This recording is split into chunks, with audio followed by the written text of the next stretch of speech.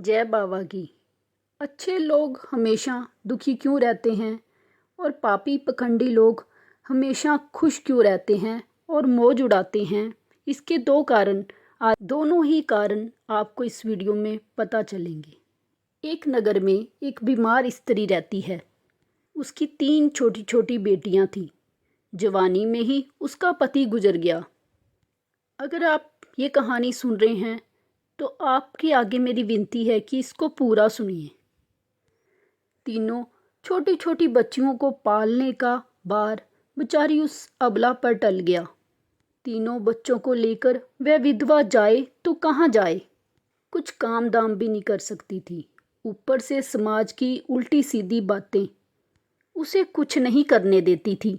बेचारी लाचार उस महिला को कोई भी सहारा नहीं था। वे अपने पति को याद करके उन बच्चियों को जैसे तैसे पाल रही थी। पति के गम में बीमार पड़ गई। उसे उन बच्चियों की चिंता थी। किस तरीके से इन बच्चियों का पालन पोषण होगा? उन्हीं बातों को सोच सोच कर एक दिन उसकी तबीयत और ज़्यादा बिगड़ गई। उसका अंतिम समय भी निकट आ गया। धर्मराज का एक दूत उस विधवा स्त्री के प्राण लेने के लिए धरती पर आया, लेकिन वहाँ का नज़ारा देखकर वह दुविधा में पड़ गया। उसने देखा मैला जमीन पर पड़ी हुई है और उसके आगे पीछे कोई भी नहीं। सिर्फ उसकी 3 बेटियां उसके ऊपर सिर रखकर पड़ी हुई हैं और रोई जा रही हैं। देखकर उसे दया आ गई और वह बच्चियां अपनी माँ को रो रो कर जगा रही थी।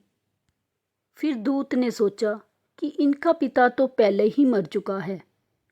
अगर मैं इस स्त्री के प्राण लेकर गया तो ये बच्चियां किसके सहारे रहेंगी? कौन इनका पालन पोषण करेगा? सोचकर वह दूत उस स्त्री के प्राण लिए बिना ही लौट गया। धर्मराज उसे कहते हैं, तुम स्त्री के प्राण लेने गए थे, फिर खाली हाथ कैसे आए?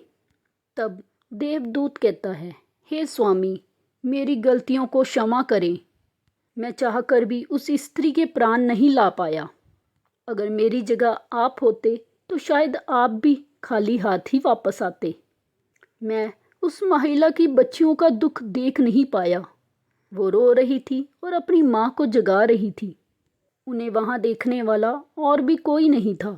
यदि मैं उस महिला को लेकर आता तो उन बच्चियों को कौन देखता? उनका पालन पोषण कौन करता? पृथ्वी लोक के मनुष्य तो इतने स्वार्थी हो गए हैं कि बिना मतलब के तो कोई किसी का सहारा भी नहीं बनता। यदि कोई मदद करता भी है तो बदले में उम्मीद करता है, या फिर उसे अपने एहसान के नीचे जीवन भर दबा कर रखना चाहता है। देवदूत कहता है कि स्वामी, उस महिला को थोड़ा और समय दीजिए ताकि वह अपनी बच्चियों को पाल पोस कर बड़ा कर सके। देवदूत की बात सुनकर धर्मराज उसे डांटते हुए कहने लगे, अरे मूर्ख, ईश्वर की बनाई गई सृष्टि में ना कोई एक क्षण घट सकता है और ना ही कोई बढ़ सकता है। उसकी मर्जी के बिना ना किसी को जीवन दे सकते हैं और ना समय से पहले मार सकते हैं। ईश्वर जो करता है सबके साथ अच्छा ही करता है। तुम कौन होते हो विधाता के नियम को बदलने वाले? तुमने उस महिला को ना लाकर ईश्वर के उद्देश्यों का उल्लंघन किया है। तुमने बहुत बड़ा अपराध कर दिया, इसीलिए तुम्हें इसका परिणाम भोगना ही पड़ेगा। जिस पृथ्वी के मनुष्य से तुम्हारी ममता है, उस पृथ्वी पर मनुष्य बनकर अपना पाप भोगो। देवदूत कहता है कि हे स्वामी, धरती लोक से मेरा उद्धार कब होगा और कैसे होगा? धर्मराज कहते हैं, धरती पर जाकर तुम अपनी मूर्खता पर 3 बार खिलकर हंस लोगे, उस समय ही तुम्हारा उद्धार हो जाएगा। इतना कहकर धर्मराज ने उस देवदूत को धरती पर धकेल दिया। वो धरती पर मनुष्य शरीर में आ चुका था। उसके शरीर पर वस्त्र नहीं थे। धरती लोक का एक नियम ही है, जो मनुष्य जन्म लेता है उस समय वह नग्न ही होता है। देवदूत ने जन्म तो नहीं लिया और वह निर्वस्त्र ही एक सड़क के किनारे पड़ा। ठंड से ठुठुर रहा था। वहाँ से एक मोची गुजर रहा था। वह मोची अपने बच्चों को ठंड से बचाने के लिए कपड़े लेने जा रहा था। रास्ते में ठंड से ठुकरते एक नग्न व्यक्ति को देखकर उस मोची को दया आ गई। उसने देखा कि उस व्यक्ति ने तन पर कोई कपड़ा नहीं पहना हुआ। उस व्यक्ति ने अपने बच्चों को तो कपड़े नहीं ला कर दिए, लेकिन इस देवदूत को कपड़े और कंबल जरूर खरीद कर दिया।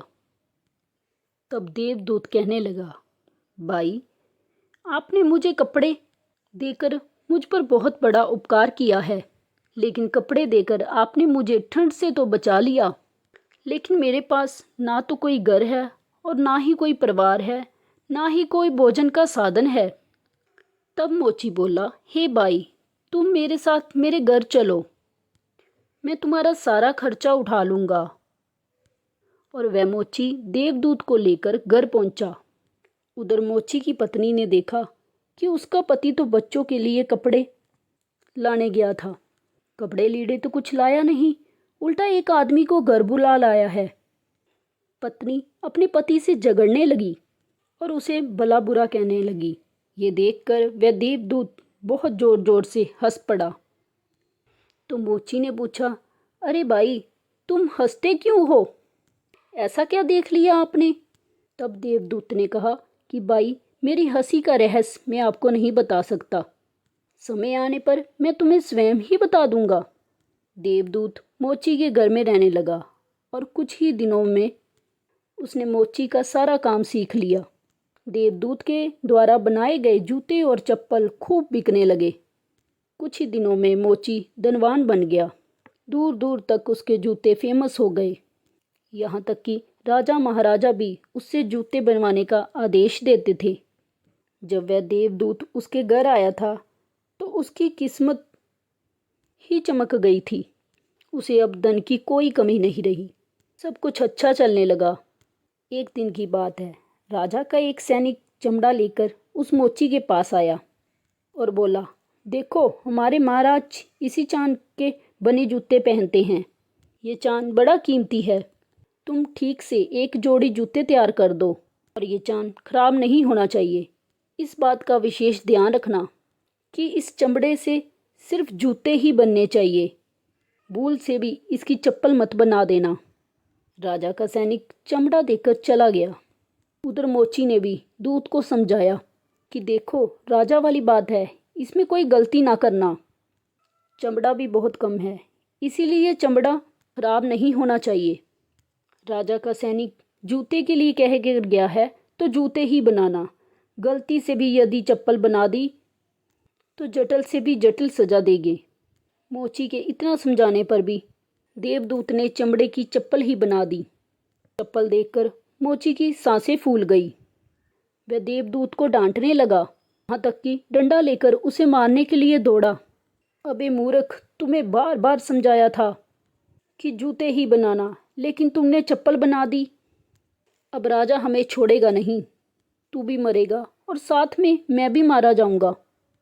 हमारे पूरे घर वालों को फांसी लगा देगा। मोची को अति दुखी देखकर देवदूत एकदम से खिलखिल कर हंसने लगा। मोची बोला, अबे मूर्ख आदमी, काम बिगाड़ कर ऊपर से हंस रहा है। वह देख, जूते लेने राजा का सैनिक आ गया। राजा का सैनिक आकर बोलता है, हे मोची भाई, कल जो मैं चमड़ा देकर गया था उसके जूते मत बनाना, चप्पल बना देना, क्योंकि राजा साहब का कल देहांत हो गया और यहाँ की प्रथा है कि मरने वाले व्यक्ति को चमड़े की चप्पल पहनाकर अर्थी पर लटाया जाता। दूसरे दिन एक बुढ़िया के साथ 3 लड़कियां आई। उन लड़कियों की शादी होने वाली थी और वह तीनों अपने लिए जूते बनवाने के लिए जूतों के नाप देने आई थी। देवदूत ने उन तीनों लड़कियों को पहचान लिया कि ये 3 तो वही लड़कियां हैं, वही जिनकी माँ को ना ले जाने के कारण आज मैं अपने किए की सजा भोग रहा हूँ। और ये लड़कियाँ काफ़ी बड़ी हो गई हैं, लगता है अच्छे घर में पली बड़ी मालूम होती हैं। बुढ़िया कहती है, हाँ बेटा, बचपन में इनकी माँ चल बसी, इसलिए मैंने इनको मेरे पास रख लिया। मेरे पास करोड़ों की दौलत है, पर दुर्भाग्य से मेरा कोई भी नहीं है। इनको मैंने अपने पास ही रख लिया। मैंने इनको पढ़ाया लिखाया और अब इनका बहुत अच्छे खानदान में इनका विवाह करने जा रही हूँ। लड़कियों का भाग्य देखकर देवदूत सोचता है, परमात्मा जो करता है अच्छा ही करता है। अगर इस समय इनकी माँ नहीं मरती तो आज ये भूखमरी और दरिद्रता में ही पड़ी रहती। इनकी माँ के मरने के बाद आज तीनों लड़कियाँ बहुत बड़े घराने की बहू बनने जा रही हैं और इस बुढ़िया की करोड़ों की संपत्ति की मालकिन भी बन चुकी हैं। ये सब देखकर देवदूत अपनी पहले की मूर्खता को सोच सोचकर जोर जोर से हंसने लगा। मोची ने पूछा, आप क्यों हंस रहे हो? अपनी हंसी का कारण बताओ। देवदूत मोची से कहता है, मैं एक देवदूत हूँ और अभी ये 3 लड़कियाँ जूते के नाप देकर गई हैं।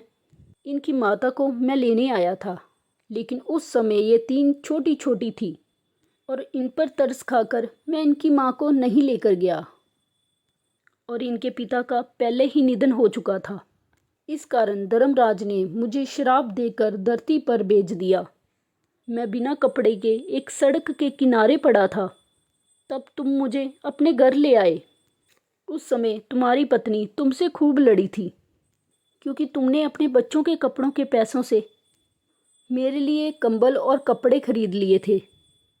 तब मैं पहली बार तुम्हारी पत्नी की मूर्खता को देखकर खूब हंसा था, क्योंकि तुम्हारी पत्नी उस लाभ को नहीं देख पा रही थी जो मेरे आने से तुम्हारे घर में होने वाला था। और दूसरी बार मुझे हंसी तब आई जब तुम राजा के जूते नहीं बना सके और तुम डंडा लेकर मेरे पीछे भागे। उस समय तुम राजा के बारे में सोच रहे थे, लेकिन तुम्हें ये नहीं मालूम था कि राजा के साथ क्या घटना घटने वाली है। इसके कारण राजा को जूतों से अधिक पत्तों की जरूरत पड़ गई। कई बार ऐसा होता है, हम चीज़ों को देखकर सोचकर दुख मनाते हैं जो हम उसे देख नहीं पाते और वह जो होने वाला होता है। कई बार परमात्मा हमारी अच्छाई और भलाई के लिए हमारे साथ बुरा करता है, पर हम उसे देखकर भगवान को कोसते हैं। हम अच्छे को नहीं देख पाते जो हमारे साथ भविष्य में होने वाला है। कई बार हमारे साथ वर्तमान में अच्छा होता है तो हम बहुत खुश होते हैं, लेकिन हम ये नहीं देख पाते कि भविष्य में क्या होने वाला है। हमारे साथ 2 तरह की घटना होती है, अच्छी और बुरी, लेकिन हमें हमेशा ये सोचना चाहिए भगवान जो करेगा अच्छा ही करेगा। ये सोचकर आगे बढ़ना चाहिए। अच्छे लोग दुखी इसीलिए रहते हैं क्योंकि अच्छे लोगों के साथ बाद में अच्छा हो सके। और दूसरा कारण ये है कि अच्छे लोग हमेशा ईश्वर से जुड़े रहते हैं और इनको ईश्वर से जुड़ा रहना भी ज़रूरी है कि उन पर दुख आते रहने चाहिए। अंत में देवदूत मोची को सब कुछ समझाकर वापस धर्मराज के पास चला गया। इस वीडियो को बोलते समय कोई गलती हो तो मैं क्षमा चाहती हूँ।